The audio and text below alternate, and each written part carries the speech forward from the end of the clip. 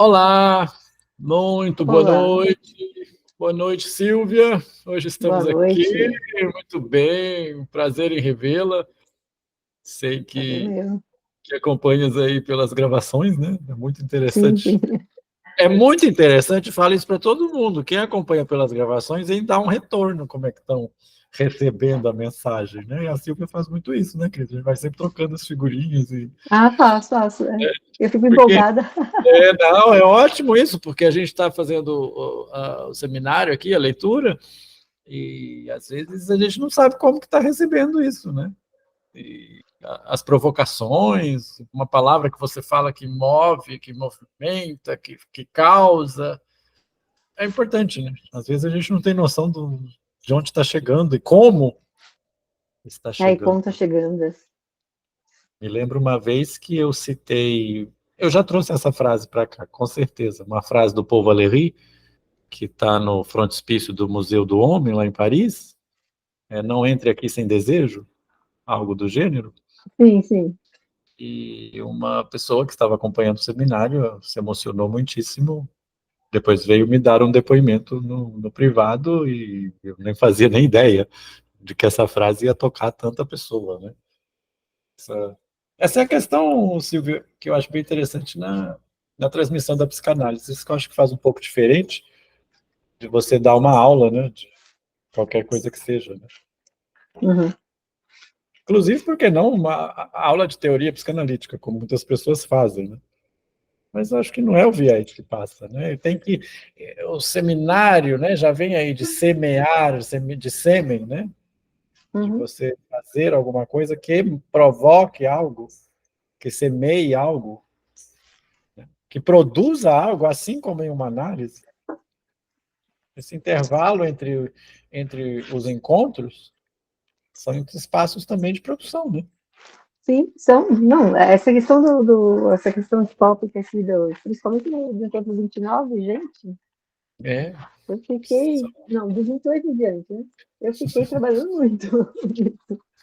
Então, é interessante, porque juntou com muitas questões também que eu estava passando, né? Então, foi muito interessante. E isso é um movimento para mim também, contar nos bastidores. Eu, quando termino, eu fico agitado. Eu fico agitado. Muito Eu agitado. imagino. Fico muito agitado, aí você fica pensando, vai junto aqui. Quantas vezes, né? Que a gente está lendo aqui, parece que tem os insights, né? Que não é a mesma coisa, você Sim, está lendo. tem umas três linhas de pensamento andando ao mesmo tempo. E você fica, não, não falei aquilo, não pensei nisso. Tem. E a mesma coisa acontece quando a gente está assistindo o seminário, né? Eu, quando estou fazendo, fica assim. Quando eu estou assistindo, há essa elaboração. É isso que eu acho que é diferencial na psicanálise, né? Você Uhum. trabalhar com coisas que mexem. Então, vou dar uma aula aqui de língua portuguesa, teoria literária, o que quer que seja, às vezes não vai tocar tanto, né? Quanto esses assuntos. É difícil, tá? É difícil. Então vamos desmistificar, falar que Lacan é fácil, mas não é impossível, como eu sempre digo, né? Então, Não, demanda mais demanda, dedicação, né? demanda. Estamos aí no encontro 32. A gente já viu aí, vamos terminar nesse ciclo, se Deus quiser, nos próximos 2 ou 3 encontros. Vamos ver, que não dá para planejar. Nós vamos terminar essa questão aí da segunda, vamos colocar a segunda divisão aí, feita pelo Jacques Miller, para depois entrar na transferência e na pulsão. E olha o tanto de coisa que a gente já produziu, né? Então, vamos colocar Nossa. um tempo, né? Seminário é para se escutar. Seminário não é para se ler como se fosse um livro que você senta na praia, em qualquer lugar e fica lendo. Nem dá, né? Nem dá. Você Se bem começar, que você uma você não vez, consegue. Tem que ser de outro jeito. Né? se bem que uma Ou vez ler eu em lembro. voz alta, coisa que eu não gosto, mas aprendi que faz efeito aqui. O em voz alta eu tenho ficado muito adepto disso. Então, eu não gosto, né? Não é Também não. do meu Não jeito, não. gostava, Mas isso aqui eu acho que sim, mas faz diferença, né? Não faz. gostava, agora eu estou começando a gostar. Ter esse efeito aí. Isso eu aprendi e falo muito com o Daniel Omar Pérez, que é o método da leitura de Roland Barthes, né? Ler levantando a cabeça e se questionando, né? E fazendo as referências e indo atrás da sua interpretação. O texto só existe se existe o leitor. Senão ele fica aí na estante. Agora, é aquele negócio que a gente estava falando, né? É um texto para cada leitura. Exato. E para cada leitor. Exatamente. Não tem certo, né? Errado. E aquela coisa que eu já trouxe aqui, né? Uma fidelidade ao autor não está em responder suas perguntas, está em sustentar essas coisas. A letra é morta. Se a letra não é lida, ela é morta. Aí eu vou contar um bastidor aqui. Esse final de semana está chovendo aqui. E sábado e domingo, foi ontem. Ontem foi domingo, hoje é segunda-feira, porque na minha cabeça, como o seminário é terça, eu estou achando que hoje é terça. Aí eu peguei assim, fui olhar uma simples dúvida que tive e já me peguei preparando o seminário do Linguisterie, né? Aí já me peguei lendo a instância da letra, já fui lá no subversão do sujeito e fui olhar uma coisa que falei assim, então isso que vai cair no grafo, aí você vai fazendo insights, assim, sem querer. Isso é muito bom, isso é uma sensação muito boa. Parece que está entendendo. Nossa, pois é. Finalmente, Na hora que eu fiz, então esse aqui é o primeiro grafo, tá? Aí você começa a querer entender o grafo de novo. Aí eu falei assim, não, tem que parar um pouquinho. Né? Mas vamos lá, então nós estamos aqui, é o terceiro encontro deste capítulo, né? A linha e a luz, não quer dizer que é a terceira parte, né? Esse capítulo, sim, Silvia, que é denso, onde o Lacan faz muita referência, muita coisa que a gente não conhece, porque não é da nossa área, né? Por exemplo, eu não sou da área da ótica, por exemplo. Eu gosto de física, mas ótica nunca gostei. Gosto de física, né? Isso aí nunca gostei de ótica. Né? Brinco muito com o Ferdinando, que a parte da física é para ele, mas é com ele, porque ele é físico, né? Mas aí você pensa, o que é a pulsão e seus destinos, a não ser pura física? Aí eu falei, me pegou, né? Me pegou o próprio texto do Freud, né? Falando, né, dos movimentos, dos vetores, né? E etc, etc. Mas é bom, eu olho mais pelo lado literato da coisa. Né? Eu também. Nunca pensei nisso. Né? Aqui ele fala muito da arte, né? Nós estamos trabalhando com a arte, a história da arte, as referências aí filosóficas. Isso é Lacan sendo Lacan. Né? Lacan barroco, Lacan intelectual, vivia naquele meio fervilhante ali, né? Aquela época onde... Aliás, na França tudo fervilha, né, Silvia? A questão cultural na França sempre fervilha. Então ele faz essas muitas referências e, como sempre digo, essa parte é uma digressão do rumo que ele estava dando ao seminário. Ele estava falando sobre a repetição, ele estava falando sobre a repetição, sobre a tique e automaton, são 4 conceitos fundamentais, e aí ele vai dar essa digressão e vamos colocar a questão do olhar, a questão da pulsão escópica, que vai recair na própria questão da repetição. Então ele dá uma volta... igual acontece com a gente, né? Você está lendo uma coisa, você vai ler outra. Exatamente. Então vamos tentar fazer a mesma coisa com eles. Saiu um livro novo, opa, peraí. E essa lição em específico é uma que tem que ler, reler, e é onde está aí, são 2 coisas que estão nessa lição, a própria capa do seminário, né? Que já falei, vou falar de novo, e o que está atrás, na contracapa, é trecho dessa lição. Né? Capítulo 8. E é um trechinho aqui que ele vai falar do desejo, etc, etc. Tão importante é, né, que foi escolhida aí as capas dos seminários nas edições da Zahar. Você sabe que cada uma delas tem um motivo de acordo com o seminário, né? Não é? Uma vez perguntaram por que é um elefante que está para o seminário 1, ele tem que ler o seminário para entender. Porque ele fala, podem entrar os elefantes. faz a figurinha dos elefantes. Mas vamos lá.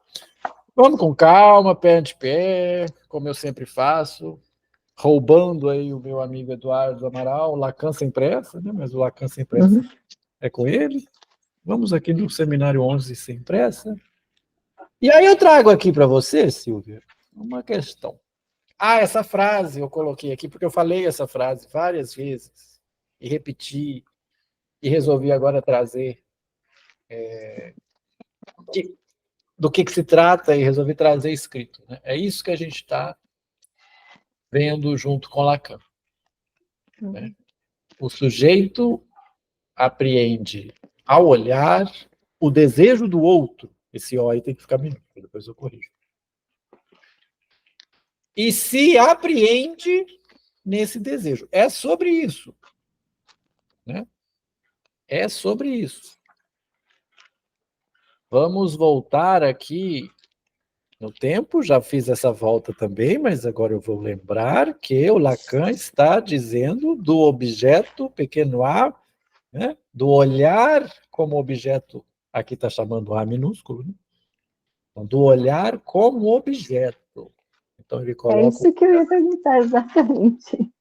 Porque eu pensei exatamente no objeto, nesse olhar como objeto, né? Sim, sim. Você sendo chamado pelo objeto daquela imagem, né? Pelo traço de objeto que tem aquela imagem, né? Exatamente. Ou qualquer outra imagem. Ou qualquer outra imagem. É daí aí que o Lacan vai colocar o olhar como pulsão. Pulsão escópica. E zona erógena. O olhar como zona erógena. Aí né? Não deixa de ser. Porque a gente tem a tendência freudiana de pensar, né, nas zonas erógenas como, né, a boca, né, oral, anal, né? O olho é uma zona erógena. Né? Então é nesse ponto. É esta frase que está marcadinha aqui, agora eu estou me dando o direito de pôr umas bolinhas, né, marcar algumas coisas no livro, né, que é isso. Livro você chuta. Mas eu agora, né, eu só estou fazendo uns pontinhos assim. Depois eu compro outro, pronto. É aquela questão que está aí na página 86, a Cirleida. Aqui na minha edição está na página 56, né, onde ele fala do olhar como objeto pequeno a. Ele está aí na página 86, no primeiro parágrafo aí, né? Tem um final da edição. Né? Tá. Na relação escópica, né? O objeto que depende da fantasia a qual o sujeito está apenso numa vacilação essencial. Qual objeto que é esse? O objeto é o olhar. É isso que você está dizendo, colocando o olhar como objeto. Objeto da pulsão. Né? Lembra da Fátima? Sim. Jorge Forbes? Né? Sim. Então, e aí, toda essa digressão, essa regressão, quer dizer, que eu sempre faço, que já trouxe aí para vocês, que é o Fernando Pessoa, que trouxe também, né? Eu vejo como via, mas por trás dos olhos vejo me vendo. Né? Toda essa questão do olhar. E aqui tem uma parte que ele vai falar também, vamos na página 87, né? O sujeito se sustentando numa função de desejo. Aí no finalzinho, na página 87, no finalzinho do item 2. Aí ele cria até o termo voyura, né? Na questão do ver, voyeur, né? Voyura. Né? Cirleida, muito boa noite, seja muito bem-vinda. Né? Então, nós estamos trabalhando neste ponto aqui, junto com Lacan. O sujeito se sustentando numa função de desejo. Aí ele vai pegar o Sartre, né, o ser e o nada, a partir dessa nadificação que é o sujeito, e colocar que o domínio da visão foi integrado ao campo do desejo. Bom, Posso fazer uma perguntinha? Que não sei se vai ter a ver, se você pode responder agora. Pode, fica à vontade, é disso que se trata. Que vergonha é essa que ele fala aqui? Esse olhar que me Vergonha? surpreende, me reduz a alguma vergonha. Que vergonha é essa? Que se fala Como bastante aquele comigo. olhar. Qual página que está? Está no 87 mesmo, no segundo parágrafo. Tá. Segundo parágrafo. Deixa eu. Tá. O olhar se vê precisamente esse olhar de que fala Sartre, esse olhar que me surpreende me reduz a alguma vergonha. Tá. Eu entendo disso, que é aquele olhar que funciona tipo como uma castração, ou uma coisa que vem de cima e te repreende, né? O olhar que te reduz a algo. Aí eu vou citar a Fátima, lembra da Fátima? Uhum. A Fátima dançava, e quando ela se viu olhada, ela parou. Eu entendo dessa forma. Aquele Sim, olhar, como castração, né? Tá. aquele olhar que te reprime, né? Ou porque está te cobrando alguma coisa, não sei, vamos pensar. Sua pergunta é muito válida. Não, é Mas porque você sente que está sendo cobrado, não é que ninguém está cobrando não nada, é né? que ele Você te que. cobra, exato. É você que. A questão do olhar, então vamos pegar um pouquinho da questão da filosofia, por exemplo, né? O olhar já é uma questão, vamos colocar, de controle, né? O Foucault, no Vigiar e Punir, ele fala da teoria do panóptico, do Bentham, né? Que é uma torre muito alta, que está no centro do pátio, onde o observador vê o observado, mas o observado não vê o observador. Isso é uma questão de controle. Você sabe que está sendo observado, mas não por quem. Isso era uma forma de controle dos corpos nas cadeias, né? Pensa por uma coisa, você vai a algum lugar, se tem alguma câmera, eu acho que você já age diferente, porque você está sendo observado.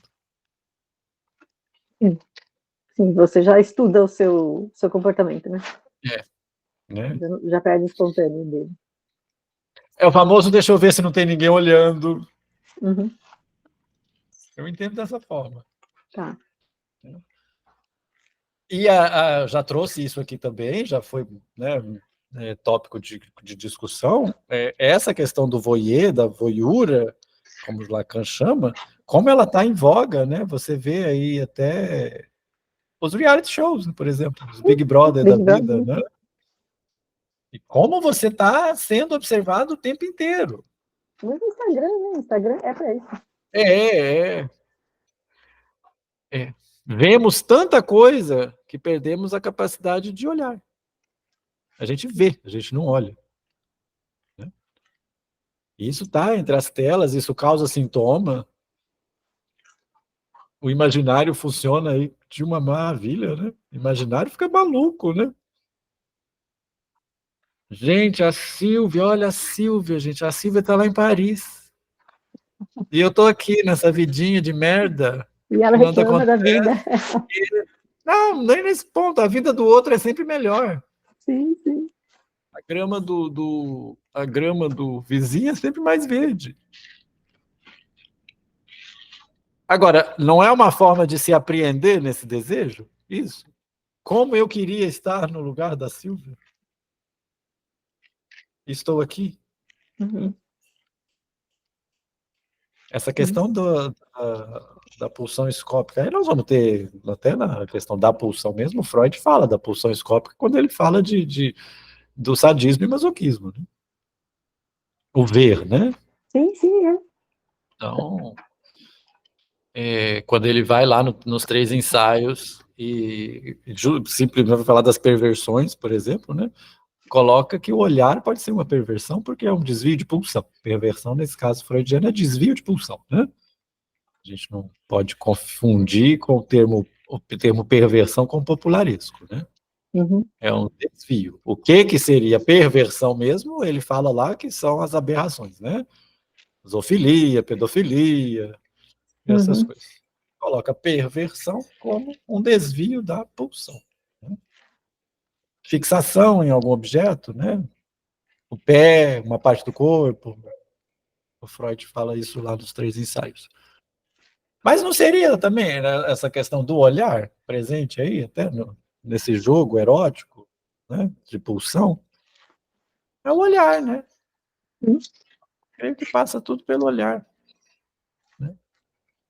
Assim como também o Lacan depois vai falar da pulsão, esqueci o nome agora do ouvido, evocante, pulsão evocante. Mas isso aí está lá na parte da pulsão, quando ele vai fazer o dissecar a pulsão, né? Então, olha, muito bem, temos mais pessoas, então vai ficar melhor a dinâmica que vou fazer aqui com vocês. Né? Na verdade, uma imagem. Miriam, muito boa noite, seja muito bem-vinda. Né? Guardem essa frase aí, anotem, guardem essa. Boa noite, minha querida, seja muito bem-vinda. E é disso que se trata. Agora eu vou mostrar uma figura aqui para vocês e vamos trabalhar um pouquinho com essa questão. Observando, vamos observar. Nós temos aqui uma imagem que talvez vocês já conheçam, é uma imagem que já rodou na internet uns tempos atrás, um pouquinho famosa. E eu tenho uma pergunta para vocês. Quantos rostos vocês conseguem localizar de cara nessa imagem? De cara, 6. Quantos? 6. 6? É de cara, mas agora já vi mais de 7. A ideia é de cara primeiro. 7? É o 6. 6. Quantos, Miriam? 7. 7? Nossa, viu? Vocês estão vendo muito. A média, quando olha a primeira vez, fala 2, 4. Né? Agora, olhem com cuidado. Vamos tentar identificar quantos rostos nós temos aqui. Já achei mais 3. Tá vendo? À medida que a gente olha, a gente vai vendo mais. Né? A gente vai se vendo mais. A famosa ilusão de ótica. Nossa, muito mais, Uhum. Lembra do... não sei exatamente. Lembra do Merleau-Ponty, que a percepção nos engana? Né?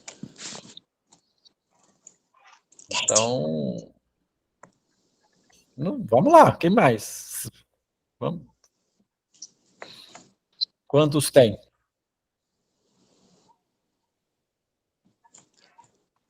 Eu estou no 9 ainda. Ah, não, 10. Tem 10. gente que olha, eu tô deixando um tempo para vocês olharem. Tem gente 10. que já viu 12. Né? Tem gente que já viu. Diz que o máximo é 10. Não tem uma resposta. Tem gente que já viu 12. Eu vi 10, Deixa eu ver. Vocês conseguem ver minha setinha mexendo aqui? Dá para... Tá aqui no rosto? Não. Tal? Tá contando? Não? Eu queria contar junto com vocês. Mas não tá. Ah, ele tá lá no rosto, lá, ó, na orelha. Uhum. Tá, tá aqui. Na verdade, quando você olha... tem alguém batendo a campainha. Deixa eu ver quem é. Ding dong. Se for... A Nila, tá. Já vou chegar pegando a Nila para responder a pergunta. Hein? Vamos ver quantos que ela enxerga. Antes da gente contar. Eu desvio. Nila, minha querida, boa noite. Não sei se ela está me ouvindo, já queria começar te fazendo uma pergunta. Não sei se ela está ouvindo. Não, ela não está aqui. Caiu. Bom, se ela bater a campanha e olhar de novo, aí eu faço a pergunta e a gente para de contar. Você está aí, Nila? Não? Acho que não.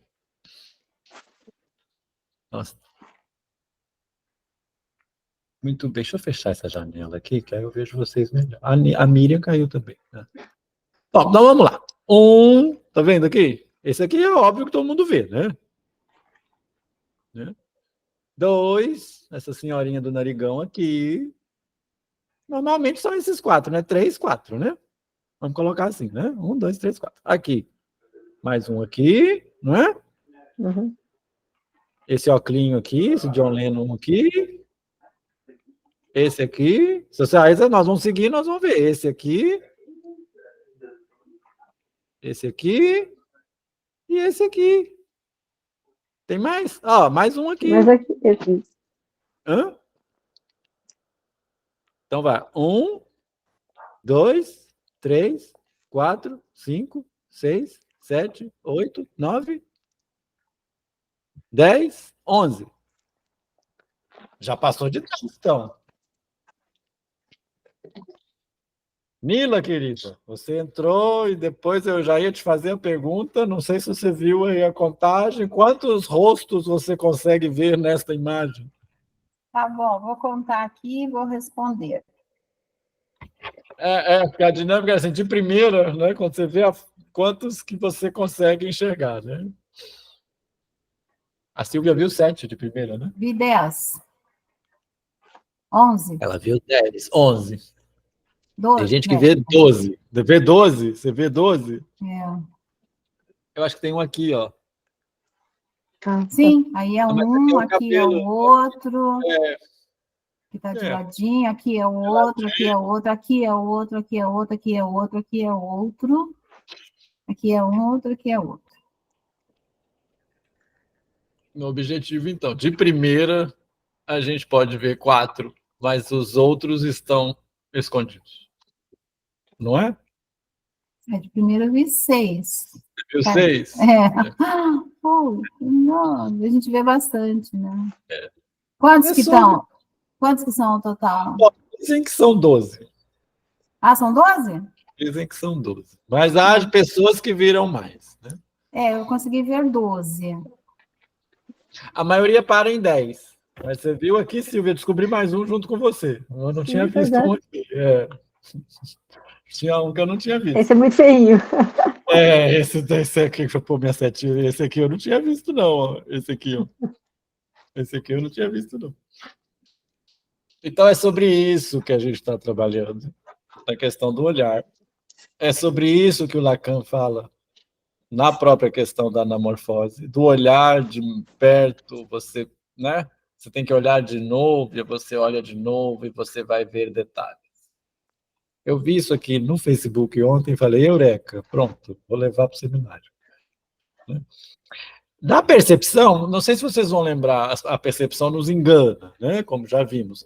Há uns anos atrás, uns 2, 3 anos atrás, tinha na internet aquela moda da cor do vestido. O vestido é bege, o vestido é... Que cor que é o vestido? Vocês lembram disso? Sim. Né? Então era uma celeuma, um negócio que cada um via de um jeito.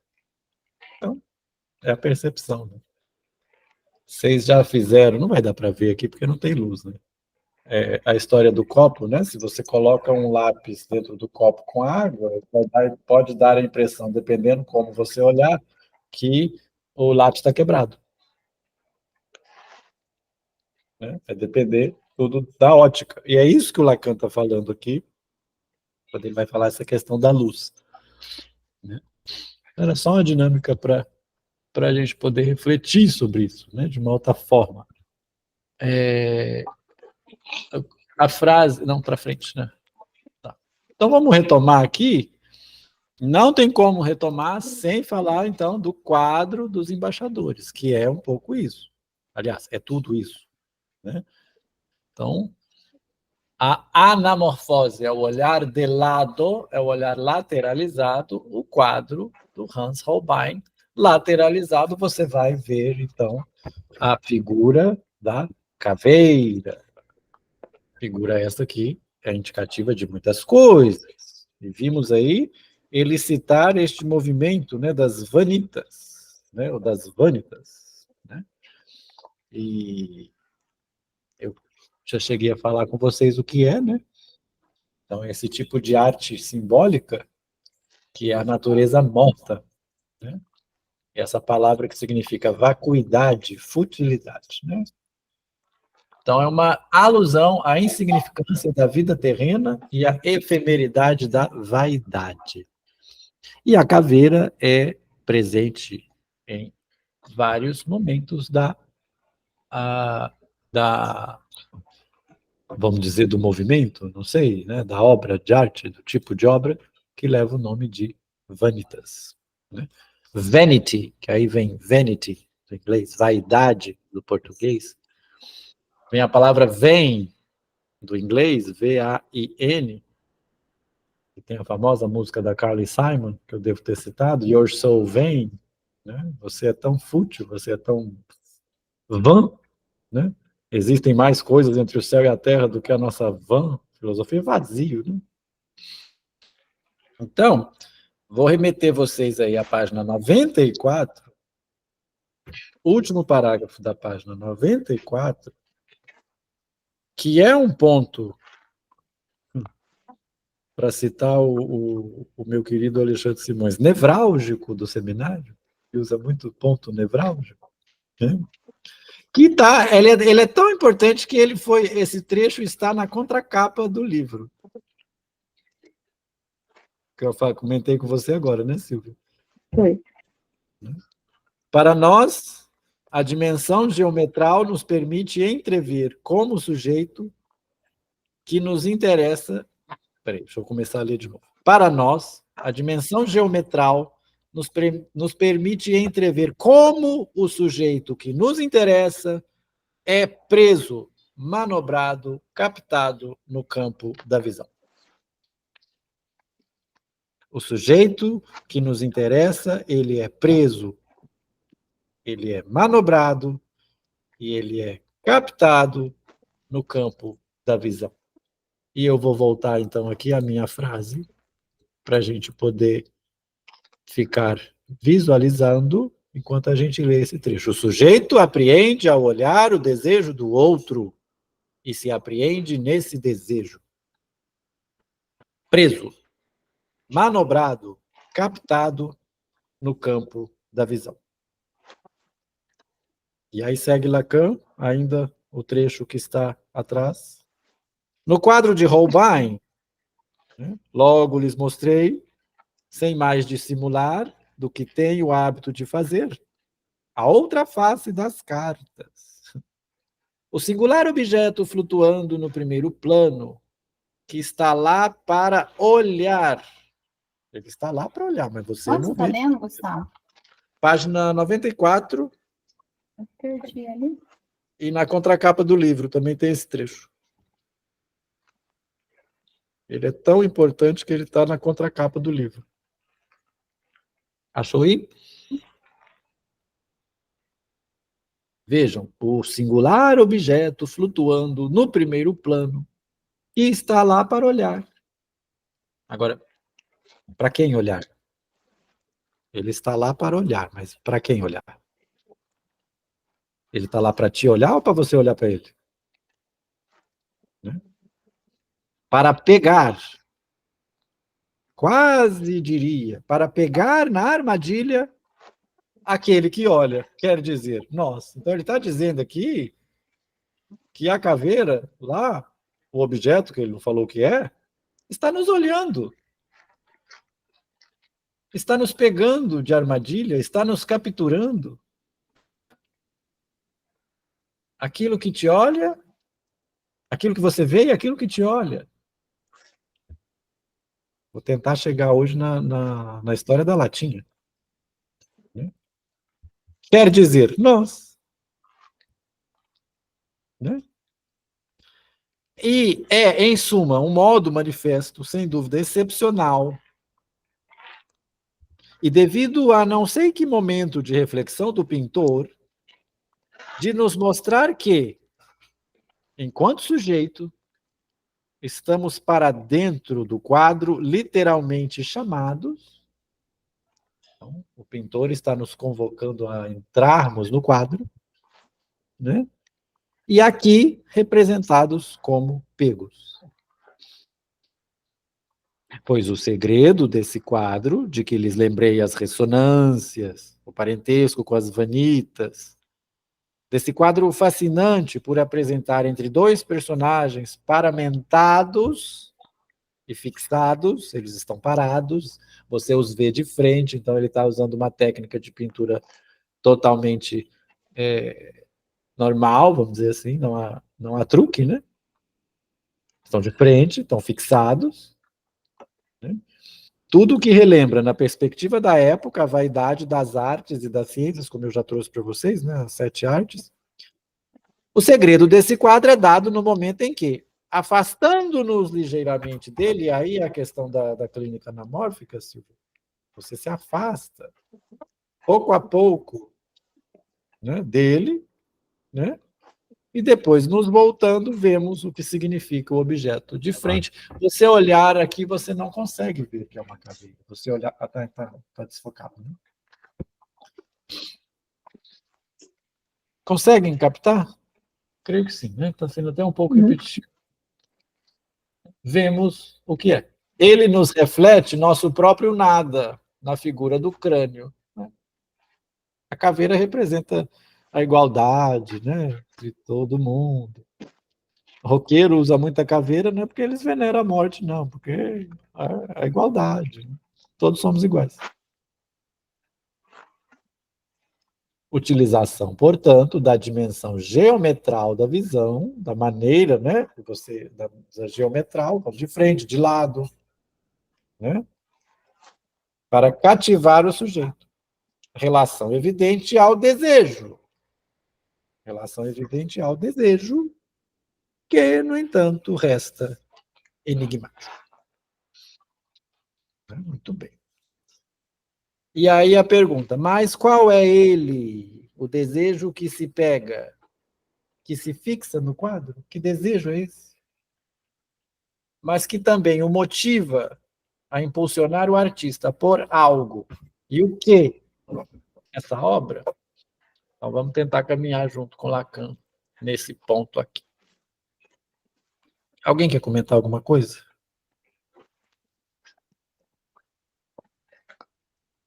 Pensando aí, né, no que a gente já estava conversando também, né, Silvia? Que a gente conversou nos encontros, né? Esta questão do que te pega. Eu gosto muito desta parte que está aqui. Né? Preso, manobrado e captado no campo da visão. Aquilo que te olha e aquilo que te vê. Estamos fixados no quadro. E aí vamos seguir com Lacan.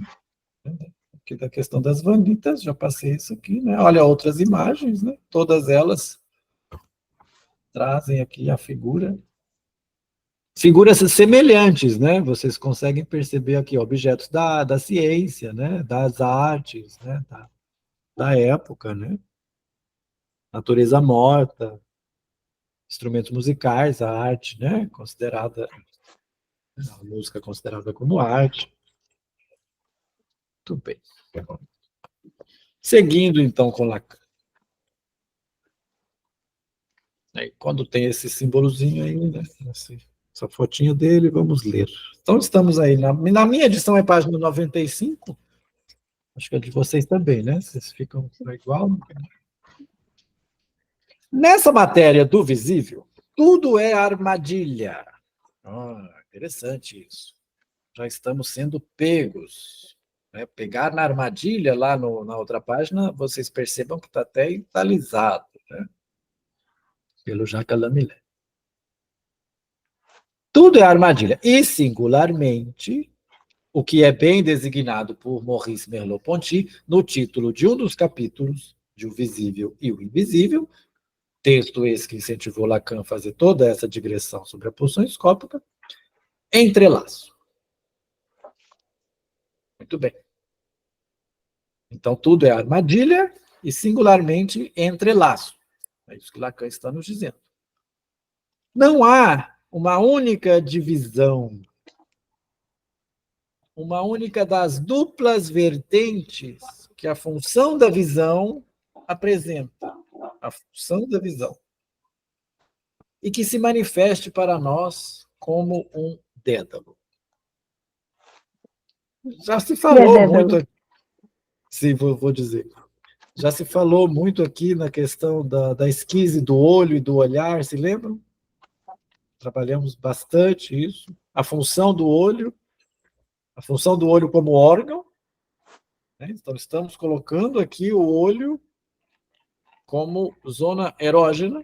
Como, o que é uma zona erógena? É uma zona de excitação pulsional, não é? Esse olho vai trazer excitação. Então, um objeto, né? Então, um dédalo é um emaranhado. Aí que vem o entrelaço. Aí. Um emaranhado, algo que é confuso, algo que é complicado. Dédalo Ícaro, né? O Ícaro é o que foi ao sol, né? A gente quase não lembra do Dédalo. Sonhos de Ícaro, não era? Do Biafra? Voar, voar, subir, subir. Então, vejam, vamos voltar aqui. Uma das duplas vertentes que a função da visão apresenta, que não se manifeste para nós como algo complicado, como algo confuso. Né? Mas o Lacan usou um dédalo. Muito bem. À medida que nela distinguimos campos, apercebemos-nos cada vez mais de como eles se cruzam. Campos. Lacan usando aqui, né, até uma palavra que pode ser interpretada de várias formas, entendida de várias formas, né? Campo. Aqui vocês podem, deixa eu ver se eu coloquei aqui, mas se vocês quiserem visualizar isso aqui, o que está na página, no comecinho aí, que está na página anterior, no 93. Tem os triângulos, né? Tem os triângulos. Deixa eu ver se eu consigo colocar em tela para vocês. Eu tenho que voltar tudo, demora um pouquinho. Não sei que eu dar um ESC aqui. Não, vou ter que voltar muito para poder mostrar isso para vocês. Então, conseguem? Deixa eu ver. Agora eu quero pôr aqui na tela para vocês. Acho que não precisa, né? A gente tem ele no livro aqui. Tá aí, né? Fica.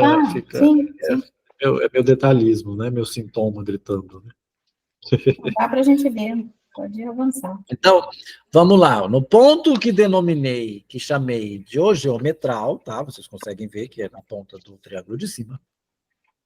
Parece primeiro que é a luz que nos dá, se assim posso dizer, o fio. Vejam aí, objeto, imagem, ponto geometral. Vocês percebam que o triângulo vai se afinando. A luz que nos dá o fio. Com efeito, esse fio, vocês viram da última vez, que ele nos liga a cada ponto do objeto. E que no lugar em que atravessa a rede em forma de tela sobre a qual vamos demarcar a imagem, ele vai funcionar muito bem como fio. Ora, a luz se propaga, como se diz, em linha reta. E isso está assegurado. Parece então que é ela que nos dá o fio. Vamos seguir. Fio. Fio também é uma palavra muito interessante. Fio, né? O Lacan usa muito esse termo. O objeto pequeno a é o fio que perpassa todos os objetos. Tem uma frase dele assim, não vou me lembrar onde. O fio de Ariadne. Conhece a história do Minotauro, do labirinto? Né? O fio de Ariadne. Né? O fio. Eu me fio. Né? No entanto, reflitam que esse fio não precisa da luz. Ele não precisa ser mais do que um fio esticado. Vamos lendo. É por isso que o cego poderá seguir todas as demonstrações, ainda que isso nos desse um pouco de trabalho. Sabe, ele citou aqui a carta de Diderot, né, para os cegos, né, chegamos a ver isso aqui. Eu trouxe para vocês a questão do ensaio sobre a cegueira, inclusive uma cena onde eles vão aprender a enxergar, então eles vão tateando, né? Então não há luz, né? Nesse caso, né? Não há a luz, né? Nós o faremos tatear, por exemplo, um objeto de certa altura.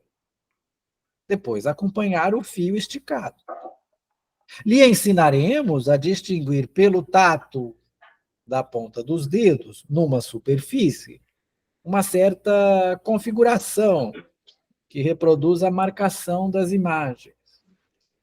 Da mesma maneira, como imaginamos na ótica pura, as relações diversamente proporcionadas e fundamentalmente homólogas, as correspondências de um ponto com outro no espaço, o que vem a ser sempre, no final das contas, situar dois pontos de um mesmo fio. Essa construção nos permite, portanto, especialmente, apreender o que a luz nos delivra. Complicado, não? Vamos e convenhamos.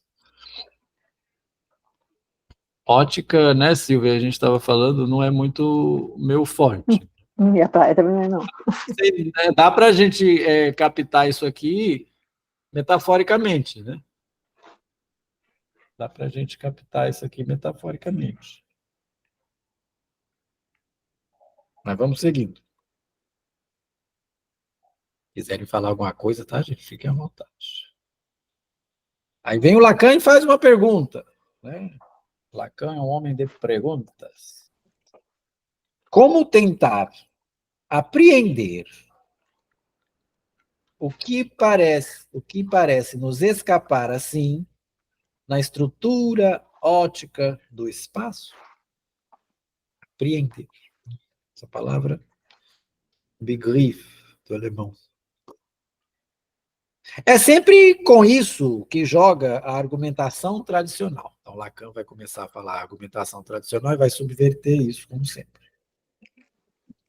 Os filósofos, a partir de Alain, o último a se mostrar sobre isso nos mais brilhantes exercícios, remontando a Kant e até a Platão, se exercem sobre todos a pretensa tapeação da percepção. Olha aí, a percepção nos engana.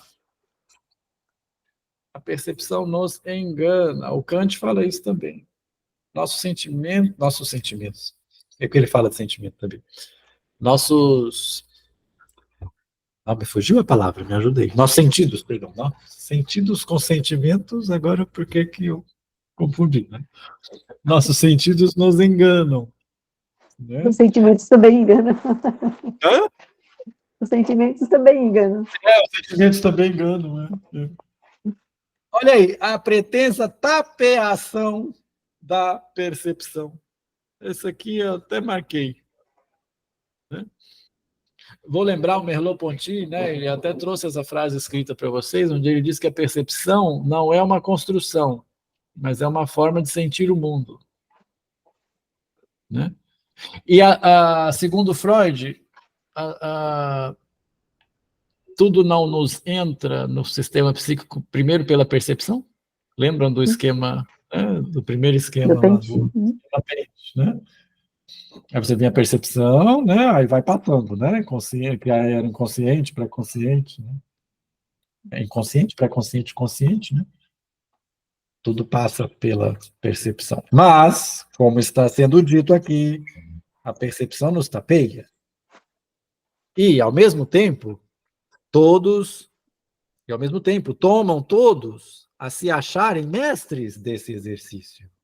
A percepção nos faz isso, fazendo valer o fato de que a percepção encontra o objeto onde ele está e que a aparência do cubo feito de paralelogramos é precisamente em razão da ruptura do espaço que sustenta nossa percepção mesma, o que faz com que o percebamos como cubo. Vamos dar uma olhada aqui, que eu trouxe um cubo para a gente ver.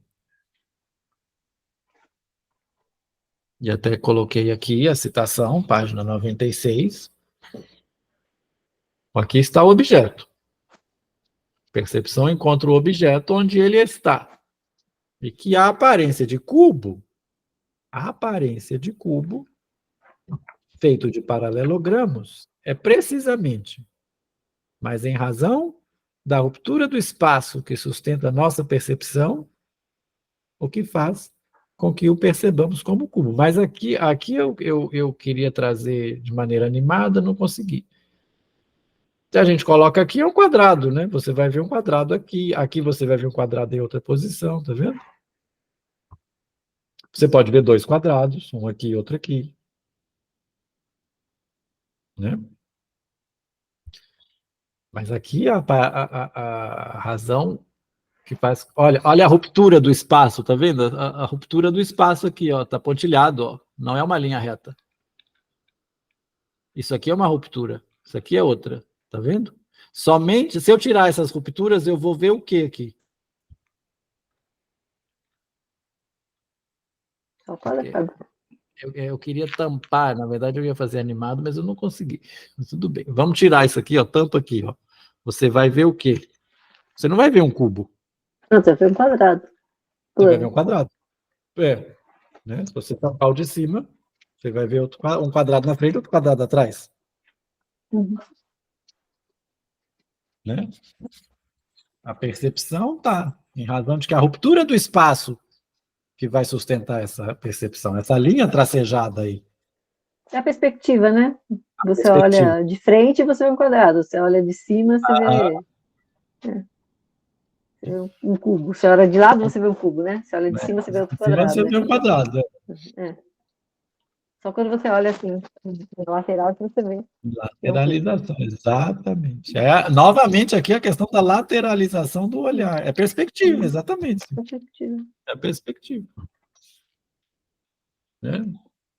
Por que Lacan não é mais direto? Ele vai chegar num ponto ali que vai resumir tudo isso aqui, né? Porque não, enfim. Porque o bicho é difícil. Muito bem. Então vamos seguindo aqui. Ó. Todo o jogo, né? A peloticagem da dialética clássica em torno da percepção se atém a que ela trata da visão geometral. Quer dizer, da visão enquanto se situando num espaço que não é, em sua essência, o visual. Então, a gente está ali olhando, né? Eu gostei da palavra, Silvia, obrigado por ela. A perspectiva. Uhum. Onde você se coloca para olhar. O essencial da relação da aparência do ser, de que o filósofo, conquistando o campo da visão, se torna tão facilmente senhor, está em outro lugar. Então, pronto, Lacan falou tudo isso aqui para dizer, eles estão errados. Vamos olhar para o outro lado. Né? Não está na linha reta. Então, não está na linha reta.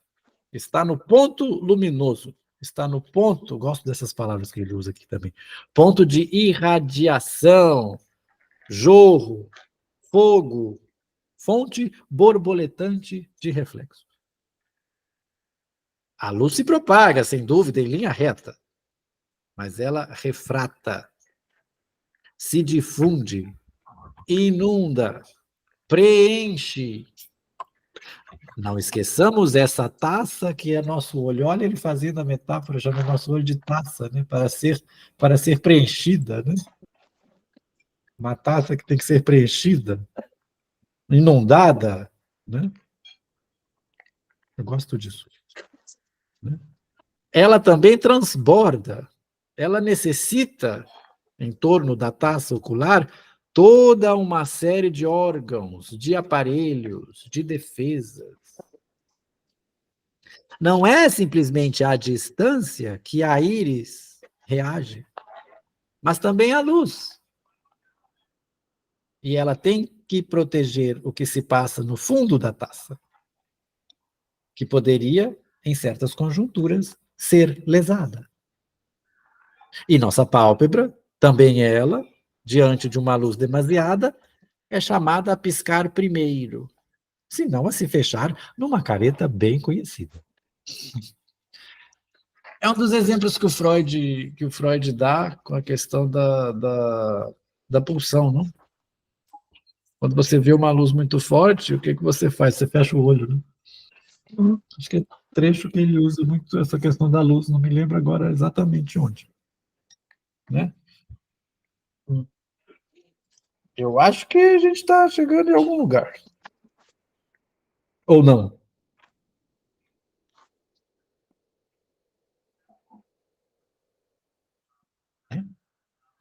Não é simplesmente a distância que a íris reage à luz. E olha aqui, ela tem que proteger o que se passa no fundo da taça, né, lá atrás. Bom, também não é só o olho que é fotossensível, como sabemos. Toda a superfície do tegumento, a títulos, sem dúvida, diversos, que não são de modo algum senão visuais, pode ser fotossensível. E essa dimensão não poderia ser reduzida de nenhum modo do funcionamento da visão. Eu iria colocar aqui o que é um tegumento, mas eu não coloquei. Vamos lá fazer a nossa leitura levantando os olhos e vamos ver o que é um tegumento.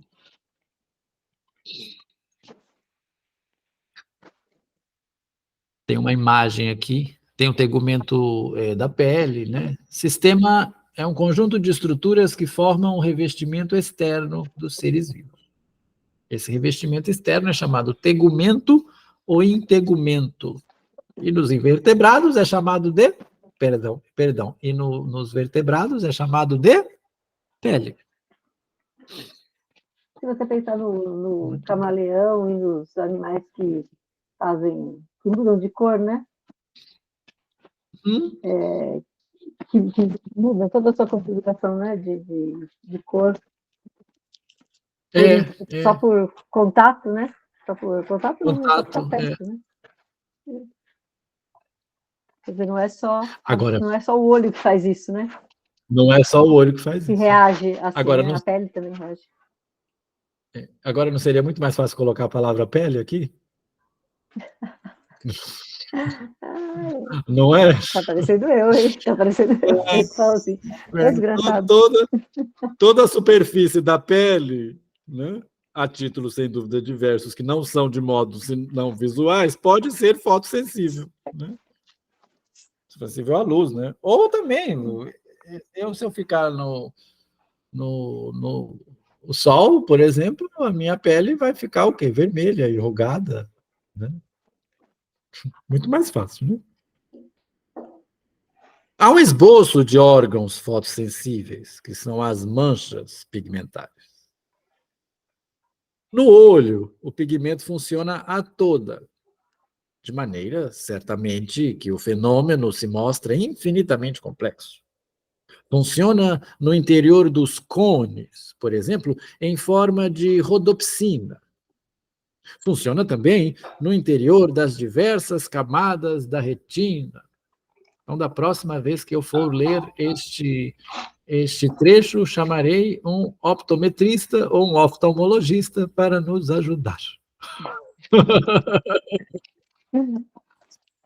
Ele vai e vem, esse pigmento, em funções que não são todas, nem sempre, imediatamente distinguíveis e claras. Eu não estou entrando muito em detalhe, porque ele vai explicar lá na frente.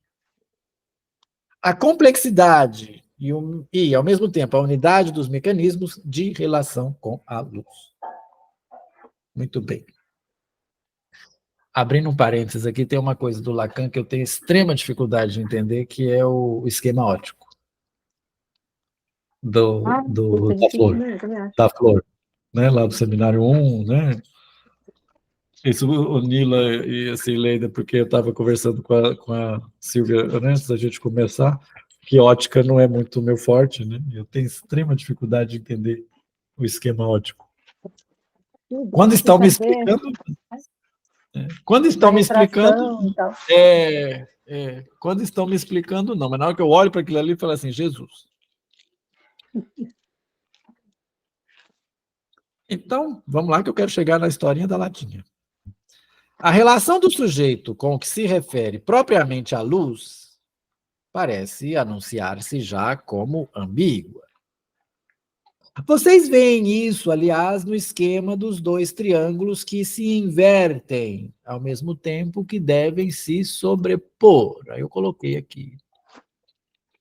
Aqui, os dois triângulos que estavam lá, era isso que eu queria trazer para vocês. Né? Então, eles, né, se invertem, como na imagem 1. ao mesmo tempo em que eles devem se sobrepor, tá vendo? Écran, o que está no original, né? Vejam que a imagem e a tela, né? Então, eles estão se sobrepondo aqui. Ponto luminoso, ponto geometral, objeto e quadro.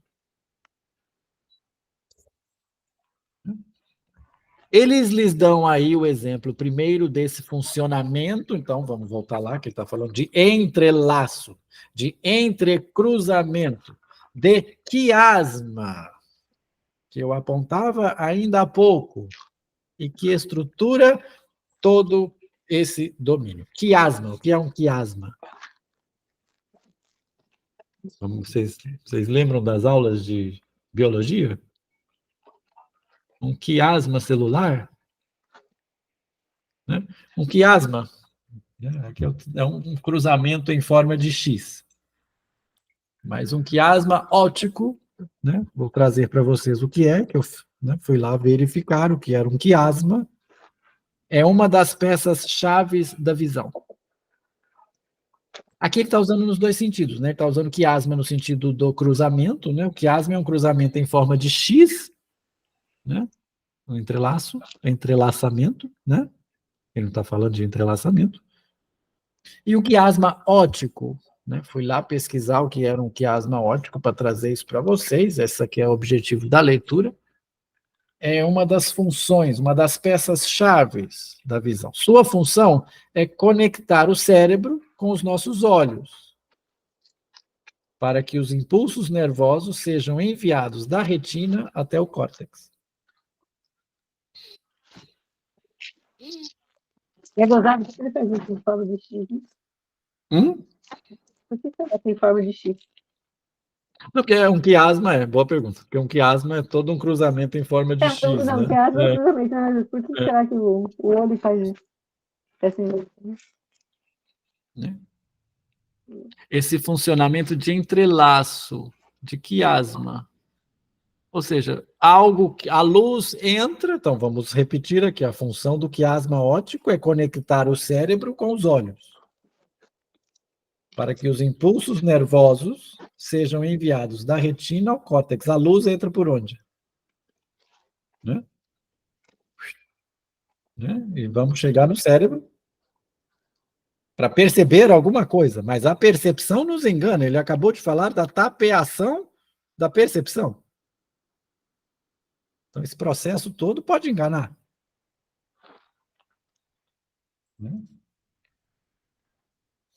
Aí ele vai contar a historinha. Essa historinha é famosa, não sei se vocês já escutaram essa historinha, a historinha da latinha. Né? Para fazer vocês sentirem a questão que coloca a relação do sujeito à luz, para lhes mostrar que seu lugar, o lugar do sujeito, né, é diferente do lugar do ponto geometral que define a ótica geométrica, vou lhes contar um pequeno apólogo. Então, isso aqui tudo é da ótica geométrica, e o Lacan está agora aqui nos dizendo que a relação do sujeito à luz é diferente, né, da relação que ele está no ponto geometral aqui. Vocês pegaram os slides ou os outros encontros, né? Ele falou muito ali da captação da luz, da imagem, né? Na portinhola, né? A portinhola de Gobet, né? Aquilo que vai e volta. Tinha até um desenho que eu trouxe aqui para vocês. Vamos lá, vou contar a vocês a história da latinha, né? Encarnando o senhor Lacan. É engraçado que está traduzido como Joãozinho, né? Sempre tem um Joãozinho, né? Essa história é verdadeira. Data de alguma coisa como meus 20 anos. E nesse tempo, certamente, jovem intelectual, eu não tinha outra preocupação senão a de ir a algum lugar, de me banhar em alguma prática direta, rural, caçadora e mesmo marinha. Um dia estava num barquinho com algumas pessoas, membros de uma família de pescadores de um pequeno porto. Nessa ocasião, nossa Bretanha ainda não estava nas condições de grande indústria, nem da frota de pesca. O pescador pescava em sua casquinha de noz, um barquinho, com seus riscos e perigos. Casquinha de noz é aquele barquinho, você sabe qual que é, né? Bem primitivo mesmo, né? Eram esses riscos e perigos que eu gostava de partilhar. Mas não eram riscos e perigos o tempo todo. Havia também dias de bom tempo. Então ele gostava quando o tempo estava ruim, né? Ele viu risco e perigo, ele gostava de ficar lá na barra, né? Tendo em vista que, fofoca, né? Que, por exemplo, que o Lacan dirigia em alta velocidade pessimamente, ele gostava de aventura, né? Voltando aqui.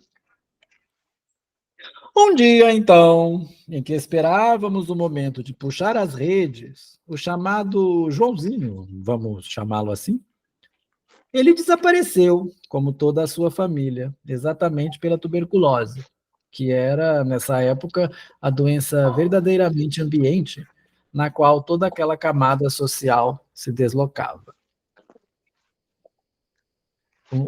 Interessante, uma observação, ele usa o verbo desaparecer, né? Eufemismo aí, desaparecer. E o Lacan, quando ele estava, ele falou assim, eu não morro, eu desapareço, je disparais, né? Ele usava muito esse eufemismo. Bom, vamos dizer o que o Joãozinho disse, né? O Joãozinho, né, me mostra alguma coisa que boiava na superfície das ondas. Era uma latinha, e mesmo precisamente uma latinha de sardinhas, uma lata de sardinhas. Ela boiava ali ao sol, testemunha da indústria de conserva, que estávamos, aliás, encarregados de alimentar, né? Então eles estavam pescando sardinha, né? Para colocar em conserva, né? Eles estavam pescando sardinha. Ela espelhava ao sol. Então o sol batia nela, né? E ela refletia o sol. E Joãozinho me diz: tá vendo aquela lata? Tá vendo? Pois ela não tá te vendo, não.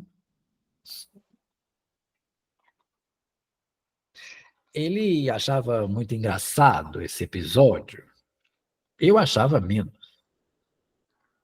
Procurei saber por que eu achava menos engraçado. É muito instrutivo. Tipo assim, não é? Muito louco, né? Ele investigar por que ele não achou engraçado. Não achei graça nenhuma.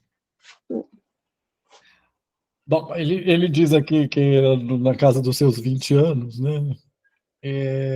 Já intelectualizado, né? Já muito, como ele mesmo coloca, né? Então não olha as coisas da mesma forma, né? Então já filosofou em cima disso aí. Caramba, essa latinha tá me vendo sim. E olha que anos depois ele vai, né? Primeiro, se tem sentido Joãozinho me dizer que a lata não me via, é porque, num certo sentido, de fato mesmo, ela me olhava. Para você ver alguma coisa, você tem que olhar. Né? Lembra da citação do Saramago que eu trouxe, que abre o ensaio sobre a cegueira? Se podes ver, olha. E ao contrário também vale, né? Se podes olhar, vê.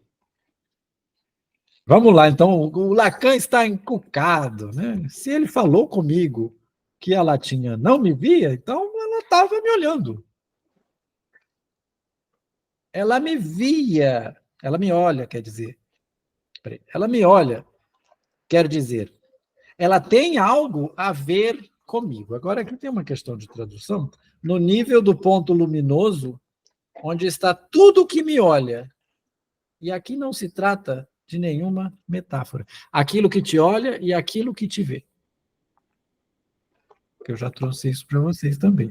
Aqui tem uma questão de tradução, vou referir vocês à nota 20, porque isso é importante, né? Ele vai dizer aqui, o Jacques Lamiller, o tradutor, perdão, vai nos dizer o seguinte, o texto em francês é o seguinte, está na página 277 essa nota, é por causa que em francês é o verbo regarder,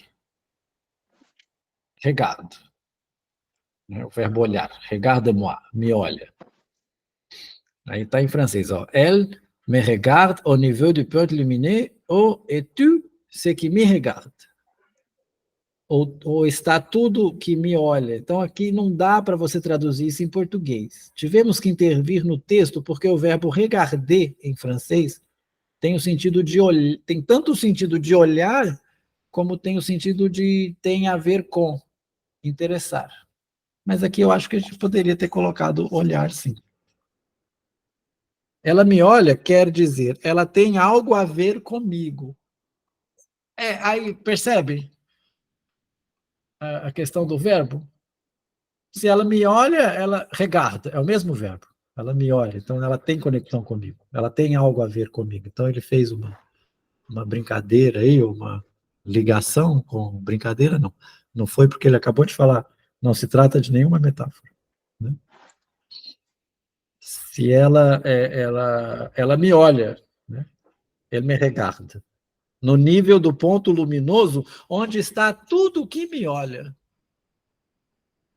Eu coloquei aqui uma observação que é muito complexa essa historinha. Mas eu vou, né? O que eu pus aqui para vocês? Lacan nos coloca aqui, isso na minha interpretação, o quanto é a partir do olhar do outro que somos constituídos. Voltei lá na frase anterior. Aquilo que me olha e aquilo que me vê. Então, vamos colocar essa latinha aí como um outro, né? A partir do olhar do outro, somos constituídos. Nos emolduramos, assujeitados a esse olhar para nos construirmos enquanto sujeito. Aqui está desde o estágio do espelho, né? Desde o estágio do espelho, exato. Eu já vou terminar também, só queria pegar essa questão da historinha. Já vou fechar aqui. Até amanhã. Desde o estágio do espelho. Bom, o estágio do espelho, você vai estar alienado àquela imagem para o resto da sua vida, né? Mas que aquela imagem não é você. Uhum. Caramba, mas como que aquela imagem no espelho não sou eu? Né? Então até que a criança pega, faz assim, né? A questão da percepção é interessante, Silvia, você trazer o estágio do espelho, porque a questão da percepção também passa por aí, né? Existem partes do seu eu, né, que não estão ali no espelho. Você não consegue, não projeta ali no espelho, né? Existem partes, por exemplo, do seu corpo que você só incorpora ao seu eu quando você a sente. Sim, demora muito, né? Demora. Demora. Você já sentiu o seu glóbulo ocular? Na verdade, por um acidente na retina, já. Não, mas é um exemplo. Só você assim, só percebe que você tem um glóbulo ocular e você só incorpora isso ao seu eu quando algo quando... acontece com ele. É. O Marcelo Veras explica muito bem isso com um bonequinho. Vou ver se eu consigo. Eu tenho essa imagem que ele passou para a gente. É um bonequinho e o bonequinho do espelho. O bonequinho que está fora do espelho tem um buraco. Então, é essa parte do eu que ela não consegue ser projetada no espelho. Uhum. E eu citei a você mais cedo o problema que tive, a gente só percebe que tem essa parte do corpo quando ela dá problema. Quando ela é afetada. Qual é que eu vou ficar constrangido? Mas, né? Quando ela é afetada. E é a partir do olhar do outro. Né? E você, aí o estágio do espelho, você se é naquela imagem pro resto da vida, né? Mas aquilo é uma alucinação, aquilo no espelho não é você, pronto, a pessoa pira. Então, exato, é uma fase crítica, né? Uma fase de crítica. constituição. É uma fase crítica. Aquele sou eu? Aquela não, aquele não sou eu. Eu só vou saber porque alguém me falou, olha, aquela ali é você. Não é? Então, a partir do olhar do outro? Sim. Então, é isso. Então, emoldurados a esse olhar. E só um último trecho aqui para eu terminar. Né? O vulto... não, está aqui. Está essa testa aqui. O vulto dessa historinha, tal como ela acabava de surgir na invenção do meu parceiro, o fato de tê-la achado tão engraçada, e eu menos, se prende a quê? Se me contam uma história como essa, só pode mesmo ser porque eu, naquele momento, tal como eu me pintava, com aqueles caras que ali ganhavam penosamente sua existência, na refrega com o que era para eles a rude natureza, eu fazia quadro de uma maneira bastante inenarrável. Para dizer tudo, por mínimo que fosse, eu era a mancha no quadro. O lugar dele não era ali. Não, totalmente. Hã? Totalmente Mauricinho, né? No meio O seu lugar não é ali. Eu não fazia parte do quadro, eu era a mancha no quadro. E é mesmo sentir isso que faz com que, só por me ouvir interpelar assim nessa humorística, irônica história, não a acho tão engraçada assim. Bom, eu vou terminar o item 2, não, a gente termina amanhã, queria parar justamente aqui na história da latinha. Tem um outro trecho aqui que eu vou jogar para amanhã. Mas, né, o menino fez um xiste, né? Vamos dizer assim, né? Vamos tentar. Ele fez um xiste, né? Mas é que ele era a mancha disso ali, né? Ele era a mancha desse quadro. O lugar dele não era ali. Né? Nós estamos falando de posição? Vou voltar só uma questão aqui, ó. Ele contou essa historinha para quê? Para fazer a gente sentir a questão que coloca a relação do sujeito à luz. Para mostrar que seu lugar, o lugar do sujeito, é diferente do lugar do ponto geometral. É diferente do lugar da luz. O lugar do sujeito não é ali. Então, o lugar do Lacan não era ali. Por isso que o menino achou graça e ele não. Uhum. Eu era mancha no quadro. Mais para frente, ele vai nos perguntar o que é um quadro. Né? E aí vai tecer suas elaborações. Né? Muito bem, creio que para uma noite fria, pelo menos por aqui, de segunda-feira. Aqui está o gelo também. Agora, hoje eu estou em Angra. Tá frio pra caramba. Né? O Rio está todo frio. Né? Termino por aqui e amanhã continuemos. Se você amanhã não pode, né, Silvia? Não, amanhã não. Mas, por gentileza, vou fazer aqui a continuação do raciocínio. Por favor, assim que assistir, me sinalize e seja sempre bem-vinda. Beleza, obrigada. Então, um abraço a todas vocês, que eu brinco que são as meninas do Gu, né? Enfim, e até a próxima. Tchau, tchau.